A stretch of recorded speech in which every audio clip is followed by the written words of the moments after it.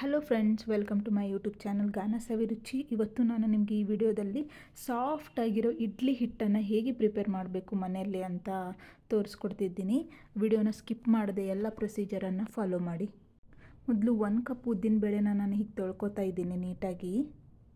1 ಕಪ್ಪು ಉದ್ದಿನಬೇಳೆಗೆ 3 ಕಪ್ಪು ನಾನು ಇಡ್ಲಿ ರವಾನ ಇಲ್ಲಿ ತೊಳ್ಕೊತಾ ಇದ್ದೀನಿ. ನೋಡಿ, ಇಲ್ಲಿ ಇಡ್ಲಿ ರವೆ ಹಾಕ್ತಿದ್ದೀನಲ್ಲ, ಇದನ್ನು ಮೊದಲು ನೀಟಾಗಿ ನೀರಿಂದ ತೊಳೆದು ಅದನ್ನು ಅಟ್ಲೀಸ್ಟ್ ಒಂದು 6 ಅವರ್ಸ್ ಆದರೂ ನಾವು ನೆನೆಯೋಕ್ಕೆ ಇಡಬೇಕು.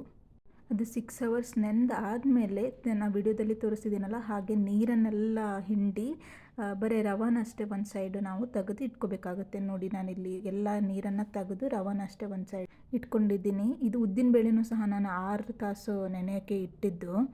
6 ತಾಸು ಆದಮೇಲೆ ನಾವಿವತ್ತು ಮಾರ್ನಿಂಗ್ ಬ್ರೇಕ್ಫಾಸ್ಟ್ಗೆ ಮಾಡ್ತೀವಿ ಅಂತಂದರೆ ನಾನು ನೈಟೇ ಅದನ್ನು ನೆನೆಯೋಕ್ಕೆ ಇಟ್ಟಿದ್ದು. ನೆನೆಸಿದಂಥ ಉದ್ದಿನಬೇಳೆನ ರುಬ್ಬಿ ನಾನು ಆವಾಗಲೇ ತೆಗೆದಿಟ್ಟಿರುವಂಥ ಇಡ್ಲಿ ರವದ್ದು ಮಿಕ್ಸ್ಚರಿಗೆ ಇದನ್ನು ಸಹ ಆ್ಯಡ್ ಮಾಡ್ತಿದ್ದೀನಿ.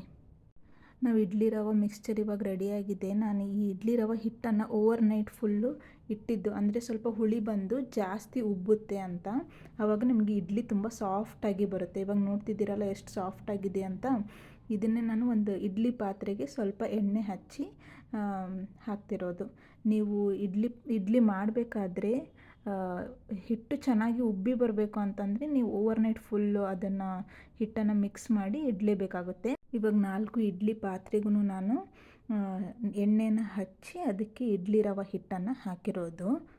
ಇಂಪಾರ್ಟೆಂಟ್ ಸ್ಟೆಪ್ ಅಂತಂದರೆ ನಾವು ಇಡ್ಲಿ ಪಾತ್ರೆಗೆ ನೀರು ಹಾಕಿ ಅದನ್ನು ಮುಂಚೆನೇ ಬಿಸಿ ಮಾಡೋಕ್ಕೆ ಕಾಯೋಕ್ಕೆ ಇಟ್ಟಿರಬೇಕು. ಆವಾಗಲೇ ನಮ್ಗೆ ಇಡ್ಲಿ ತುಂಬ ಸಾಫ್ಟಾಗಿ ಬರೋದು. ಇವಾಗ ನಾನು ಸಾಫ್ಟಾಗಿರೋ ಇಡ್ಲಿ ರೆಡಿಯಾಗಿದೆ. ನೀವು ಸಹ ಮನೇಲಿ ಟ್ರೈ ಮಾಡಿ. ಹಾಗೆ ನಿಮಗೆ ವಡಾ ರೆಸಿಪಿ ಬೇಕಂತಂದರೆ ಕಮೆಂಟ್ ಸೆಕ್ಷನಲ್ಲಿ ತಿಳಿಸಿ. Love you all.